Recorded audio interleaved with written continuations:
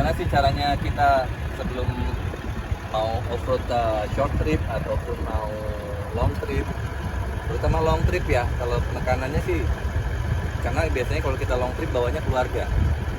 Kalau menurut gua begitu lu bawa keluarga ya safety-nya lebih lah dibanding kalau kita main-main bukan di sini. Yang paling penting tuh sebetulnya ngelihat tahun produksinya. Ada 1122, artinya ini minggu ke-11 di tahun 2002 produksinya. Waktu dulu gue pernah bikin acara, terus gue kasih reminder bahwa yang mau ikut ngedun, at least bannya minimal 4 tahun atau 5 tahun gue tulis di situ. Bukannya apa-apa, makin tua ban sama kayak sepatu makin getas. Kalau recognize crack biasanya yang kelihatan di dinding apa di mana kelihatannya? Crack itu ada agak susah ya. Kasusnya Gatot ada yang crack di dalam. Ada yang di luar sini, ada yang di bagian dalam situ dindingnya. Ya kalau misalnya kita nyuci sambil ngintip-ngintip lah yang di dalam seperti apa. Jadi kalau cracking kan faktor internal, ada faktor eksternal juga pada saat kita pakai. Jadi harus diperhatikan gitu juga. Ini rata-rata rubber ini nggak kuat di Middle East terutama karena heat. Di sini ada cenderung untuk leak juga.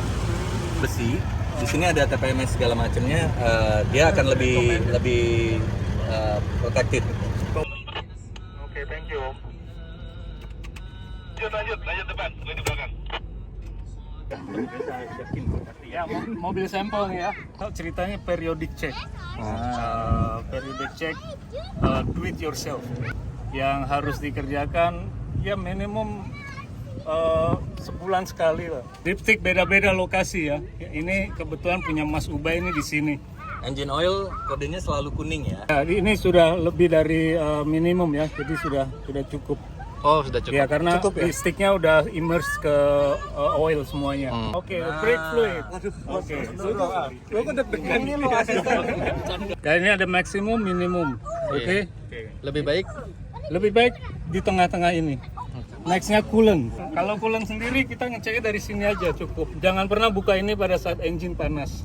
Biasanya kalau overheating lebih baik berhentiin dulu mobilnya, tunggu setengah jam cool down, terus sambil lap basah tutup ke atasnya buat refillnya. Tapi kalau misalnya dia kosong beneran, refill dulu yang di tabung reservoir, baru habis itu ke sana. Di sini ada indikasi full and low. Ini karena miring jadi nasinya ada di atas. Ini, ini udah ada kebocoran ya. Jangan di-ignore ini, karena efeknya nanti ke steering rack. Ini yang bocor biasa hanya ininya nih. Hose-nya, supply hose-nya. Orangnya yang bocor. Quantity ada di lipsticknya sini. Jadi ada maximum quantity pada saat panas atau pada saat dingin.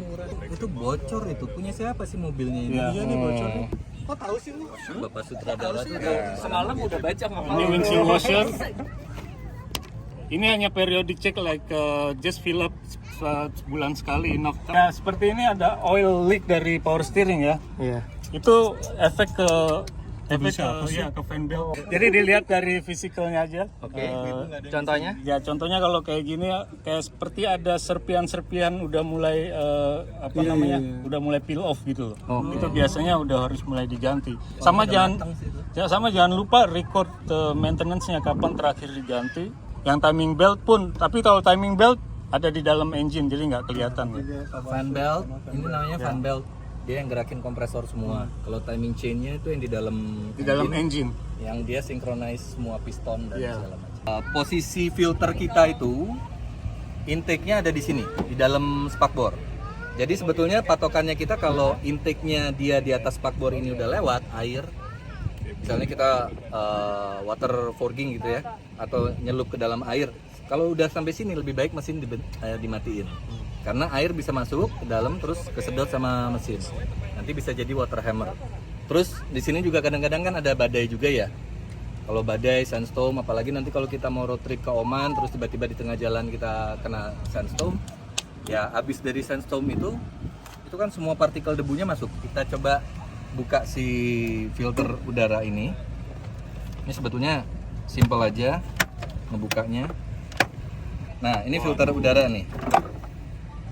Ini filter udaranya indikatornya kalau udah semakin banyak yang hitam nih kayak gini masih lumayan lah ya, agak bening. Lumayan kotor ya. Masih lumayan kotor.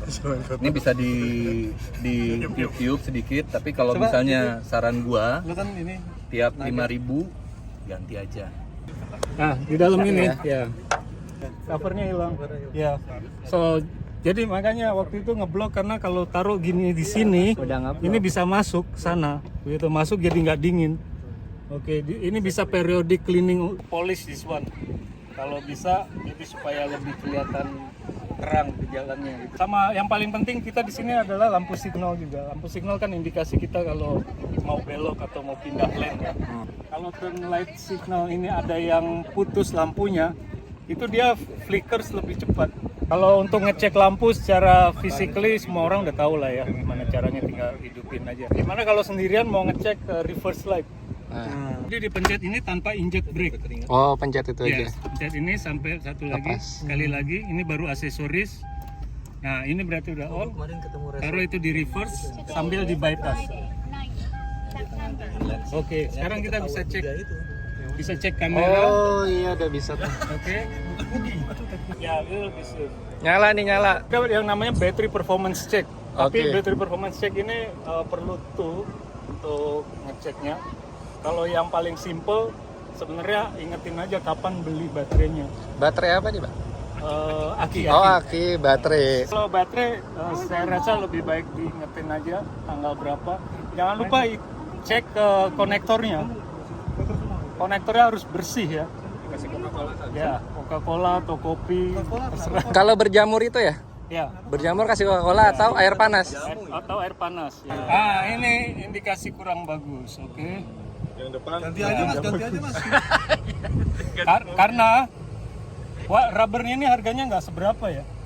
Tapi harga diri itu loh ya. Iya. Ininya yang mahal. Kalau buat Toyota Land Cruiser mungkin Kang Daus juga udah tahu ya. Kita bisa ganti refillnya aja, rubbernya aja. Yang ini kita bicara masalah long term periodic check. Long term yang tadi yang short term sebulan sekali atau seminggu sekali. Yang long term mungkin bisa 6 bulan atau 1 tahun sekali. Berikutnya adalah rotate tires. Ya, nyelang kanan depan ke kiri belakang, kiri depan ke kanan belakang. Kalau kanan belakang Kanan ke kiri belakang. depan boleh nggak? Boleh dong. Nah, itu berikutnya. Jangan lupa sekarang cek spare tire. Ini yang selalu biasanya ignore sama orang-orang, spare tire. Ya, cek kondisi spare tire. Spare tire yang itu ada 2. Jadi ini contoh yang baik, contoh yang baik. Jadi lihat di indikasi di dalam mobil aja. Oh, dia di dashboard. Ya, di dashboard. Oke. Pertama untuk ngelihat bagaimana cara ngelihat semua lampu indikasi di dalam dashboard ini berfungsi. Ini dimasukkan ke on, engine start switch-nya, tapi jangan press the brake pedal. Oke. Di sini nanti inisialnya semua lampu indikasi akan nyala awalnya. Kemudian kita bisa start engine. Oke, yang indikator di atas itu, kan water temperature dengan fuel. Kenapa mereka ditaruh di atas? Karena itu yang paling penting. Karena dia ada red band-nya. Kalau sudah sampai red band, lebih baik langsung minggir. Selain water temperature, sebenarnya itu namanya coolant temperature ya. Kemudian ini fuel dan ada oil temperature. Kalau oilnya mungkin sudah terlalu lama, dia coolantnya jadi kurang efisien, dia bisa agak tinggi ininya temperature-nya, atau oil temperature sensornya sendiri sudah tidak menunjukkan temperature yang sebenarnya. Tapi ini nggak ada red band-nya mas. Di sini nggak ada red band-nya karena memang basically dia walaupun di high, mobil engine masih safe untuk jalan. Battery voltage indication. Idealnya harusnya sekitar 12 minimum ya. Minimum itu 12, seperti voltasenya baterai sendiri kan 12 minimum. Jadi ini nggak presisi lah indikasinya. Lebih baik battery performance check.